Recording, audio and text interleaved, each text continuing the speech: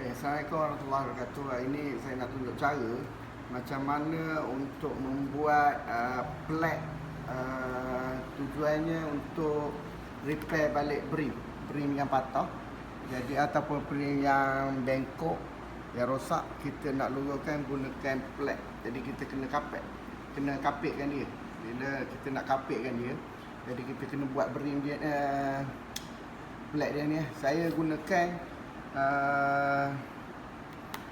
plate plastik. Dinamakan dia nama dia. Dia nama dia Perspex. Namakan Perspex. Jadi saya ambil barang yang terpakai daripada signboard yang dah rosak, saya ambil. Kemudian saya akan potong untuk dapatkan bentuk beam pada cat. Jadi alatan yang saya gunakan ni, apa ni dipanggil bateri. Bateri ni saya dah modify. Ujung ni biasanya tajam, jadi saya gantikan dengan skru. Kemudian skru tu saya belah dua, saya masukkan mata pisau pemotong, mata pisau. Jadi saya kapitkan dia jadi rapat lah, jadi rapat dia pegang ke mata pisau tu.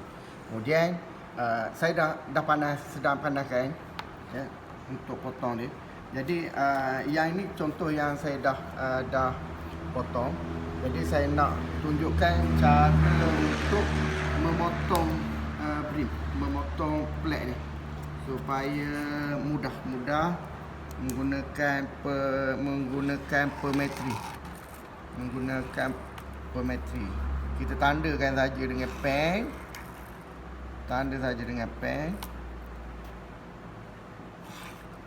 Okey. Atas dan bawah.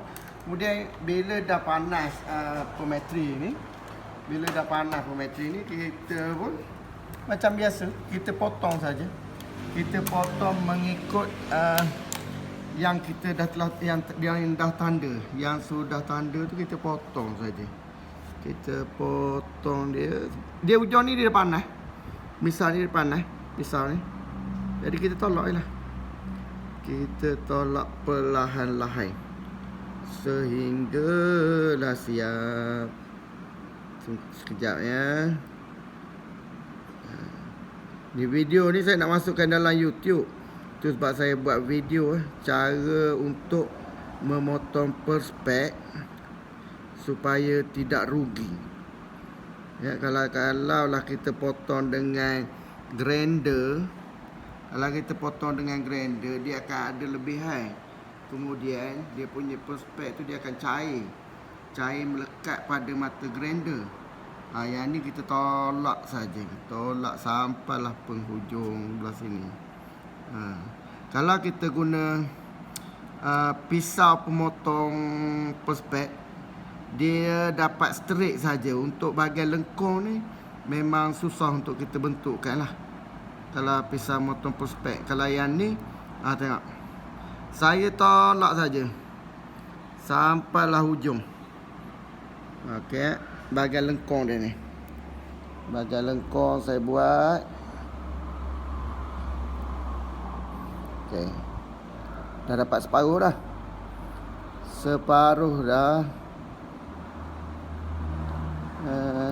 Kona dia beri sangat. Okey, separuh dia. Allah, jatuh pula telefon kawan. Okey, selanjutnya kita sambung sebelah sini pula. Bukan apa, kalau kita pusing terus tadi, dia akan kena pusing pula papan Perspex tu. Bahan ni bahan terbuang. Perspex ni bahan terbuang. Kita ambil yang bahan terbuang je, senang. Jimat kos tidak membazir. Membazir amalan setan. Setan sungguh. Okey.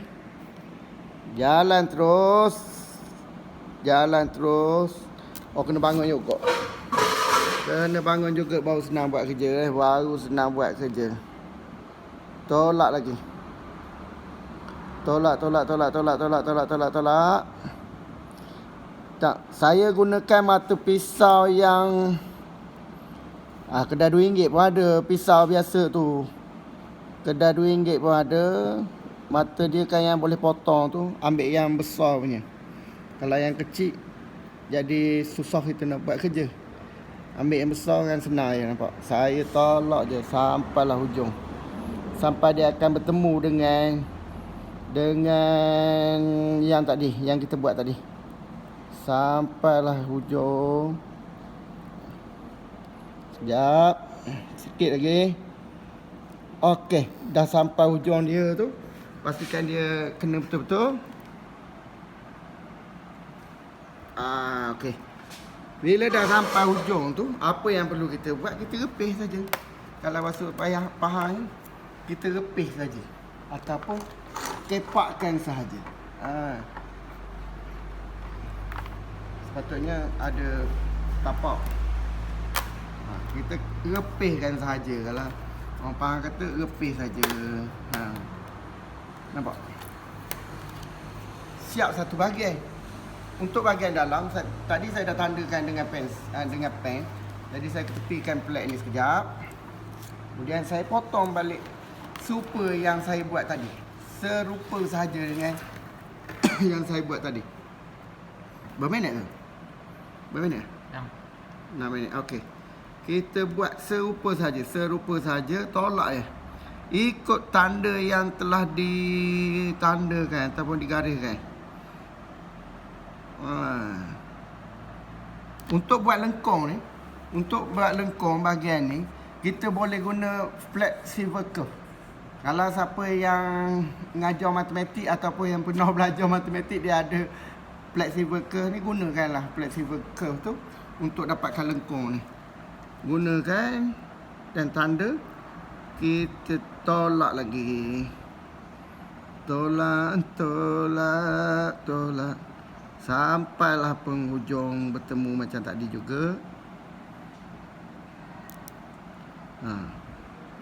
Ini untuk yang bahagian dalam dia sebenarnya. Bahagian dalam supaya dia ikut lengkung yang bahagian dalam topi tu. Bukan bahagian dalam lah, maksud saya bahagian atas topi ni. Bahagian atas topi ni sebahagian dalam. Sini bahagian luar ni. Okey, bahagian dalam ni. Jadi saya pusing balik semula sini. Lagakan lagi. Tolaklah sampai penghujung dia.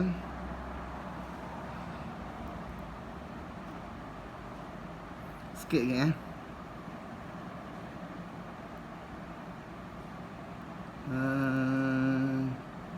Kalau rasa tak tu, angkat balik. Letak semula.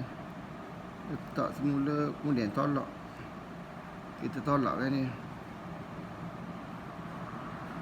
sampailah hujung bertemu dengan titik penghujung tadi. Dah mengajar macam mengajar pula saya ni.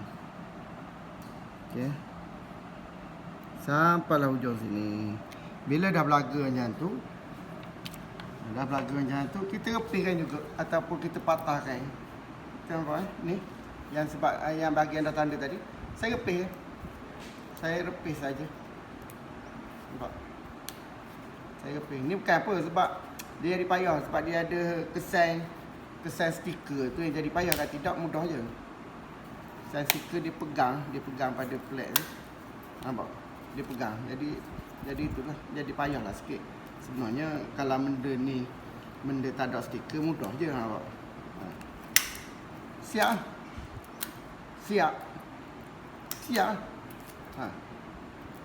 Dah siap. Satu, nampak saya letak. Ngam sui. Dapat dia punya lengkung dalam dan bahagian luar sama. Kemudian saya ambil satu lagi tadi. Saya lapikkan kat bawah tadi. Saya akan kepit dengan penyepit. Penyepit saya tak bawa. Jadi cara untuk nak buatkan plate untuk sudu tadi dah dapat. Cara potong dia. Boleh. Cara potong.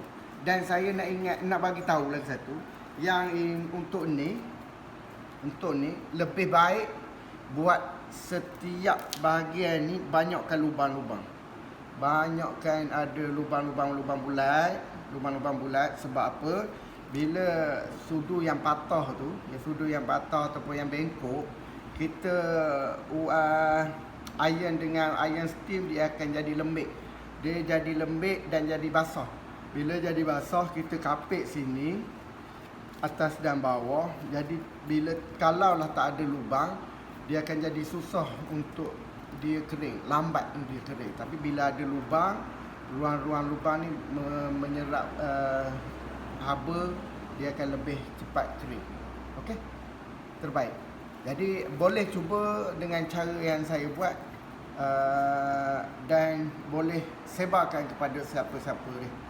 Assalamualaikum warahmatullahi wabarakatuh. Gunakan ilmu ini sebaik mungkin dan sebarkan kepada rakan-rakan kita yang rasa bermanfaat pada ilmu ini. Assalamualaikum. Bye-bye.